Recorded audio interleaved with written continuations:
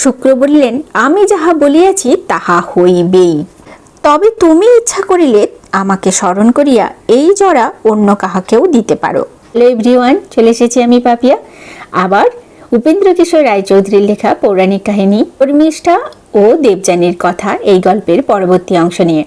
ইহাতে তোমার পাপ হইবে না। রাজা বললেন, তবে আমাকে এই অনুমতি দিন যে আমার 5 পুত্রের মধ্যে যে আমার জরা নিয়া আমাকে তাহার যৌবন দিতে সম্মত হইবে সেই আমার রাজ্য পাইবে।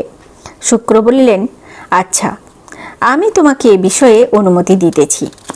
তারপর জরায় কাতর যযাতি দেশে ফিরিয়া নিজের জ্যেষ্ঠ পুত্র যদুকে বললেন, বৎস দেখো, শুক্রের শাপে আমার কি দশা হইয়াছে। পৃথিবীর সুখে এখনো আমার তৃপ্তি হয় নাই। তুমি যদি 1000 বৎসরের জন্য আমার এই জরা নিয়া তোমার যৌবন আমাকে দাও, তবে আমি কিছু কাজকর্ম এবং সুখ ভোগ করিয়া লইতে পারি। 1000 বৎসর পরে আবার তোমার যৌবন তোমাকে ফিরাইয়া দিব। যদু বলিলেন, মহারাজ, আমি আপনার জরা লইয়া কষ্ট পাইতে ইচ্ছা করি না। আপনার আরো অনেক পুত্র আছে, তাহাদিগকে আপনার জরা দিন।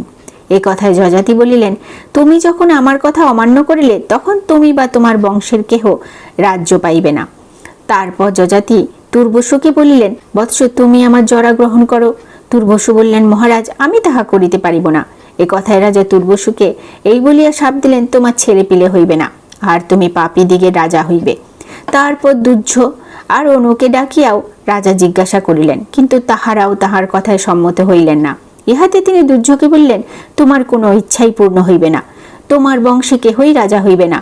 আর যেখানে হাতি, ঘোড়া, গাড়ি, পালকি কিছুই নাই, কেবল ভেলায় চড়িয়া আর সাঁতরাইয়া চলাফেরা করিতে হয়, সে দেশে গিয়া তোমাকে বাস করিতে হইবে। আর অনুকে তিনি এই বলিয়া শাপ দিলেন, তুমি যে জরা লইতে এত আপত্তি করিতেছ, সেই জরা এখনই তোমাকে ধরিবে, আর তোমার ছেলেপিলে একটিও বাঁচিবে না। এই রূপে 5 ছেলের মধ্যে 4 জন যযাতির জরা লইতে অস্বীকার করিলেন, কিন্তু সকলের ছোট পুরু যযাতি বলিবা মাত্রই তাহার কথায় রাজি হইলেন। ইহাতে যযাতি পুরুর উপর নিতান্ত সন্তুষ্ট হইয়া তাহাকে এই বলিয়া আশীর্বাদ করিলেন, তোমার রাজ্যে প্রজারা চিরকাল পরম সুখে বাস করিবে। তারপর পুরুর যৌবন লইয়া যযাতি 1000 বৎসর নানারূপ সৎকার্যে সুখে সময় কাটাইলেন। 1000 বৎসর শেষ হইলে পুরুর যৌবন তাহাকে ফিরাইয়া দিয়া আবার তাহাকে রাজ সিংহাসনে বসাইয়া তিনি তপস্যার জন্য বনে চলিয়া গেলেন।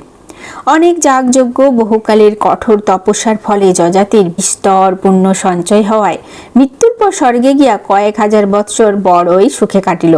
তারপর একদিন ইন্দ্রের সহিত তাহার দেখা হওয়ায় ইন্দ্র কথায় কথায় তাহাকে জিজ্ঞাসা করিলেন, মহারাজ, বলো দেখি, তুমি কিরূপ তপস্যা করিয়াছিলে?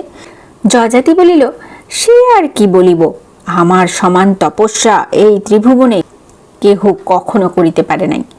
যযাতির এই অহংকারে ইন্দ্র অসন্তুষ্ট হইয়া বললেন, মহারাজ, নে কিরূপ তপস্যা করিয়াছে বা না করিয়াছে তাহা না জানিয়াই তুমি সকলের অপমান করিলে। এই দোষে তুমি আজই স্বর্গ হইতে পড়িয়া যাইবে। তাহাতে যযাতি বললেন, যদি পড়িতে হয় তবে যেন ভালো লোকের নিকট পড়ি। ইন্দ্র বলিলেন, তুমি ভালো লোকের মধ্যেই পড়িবে। এই রূপে কথাবার্তার পর যযাতি স্বর্গ হইতে পড়িয়া যাইতে লাগিলেন। পড়িতে পড়িতে তিনি স্বর্গ আর পৃথিবীর মাঝামাঝি আসিয়াছেন। এমন সময়ে সেই শূন্যের উপরে বসুমান, অষ্টক, প্রতরদন ও শিবি রাজার সহিত তাহার দেখা হইল। এই 4 জন রাজা পৃথিবীতে অশেষ পুণ্য সঞ্চয় করিয়া স্বর্গে যাইতেছিলেন। ইহারা যযাতিকে আগুনের মতন তেজের সহিত পৃথিবীর দিকে পড়িতে দেখিয়া আশ্চর্য হইয়া তাহাকে জিজ্ঞাসা করিলেন, হে যুবক, তুমি কে, আর কি জন্যই বা স্বর্গ ছাড়িয়া পৃথিবীতে চলিয়াছ? ইহার উত্তরে যযাতির নিকট সকল কথা শুনিয়া ইহারা সকলেই বললেন, মহারাজ, আমাদের পুণ্যের যে ফল তাহা আপনাকে দিতেছি, আপনি আমাদের সঙ্গে স্বর্গে চলুন। এই কথায় যযাতি প্রথমে সম্মত হন নাই। তিনি কহিলেন, দান ব্রাহ্মণেরাই লইয়া থাকে, আমি রাজা, আমি দান করিতেই পারি, দান লইতে যাইব কেন? কিন্তু সেই 4 জন রাজা যযাতিকে কিছুতেই ছাড়িলেন না। সুতরাং তাহাদের পুণ্যের জোরে তাহাকে আবার স্বর্গে যাইতে হইল। এই ছিল শর্মিষ্ঠা ও দেবযানীর কথা গল্প।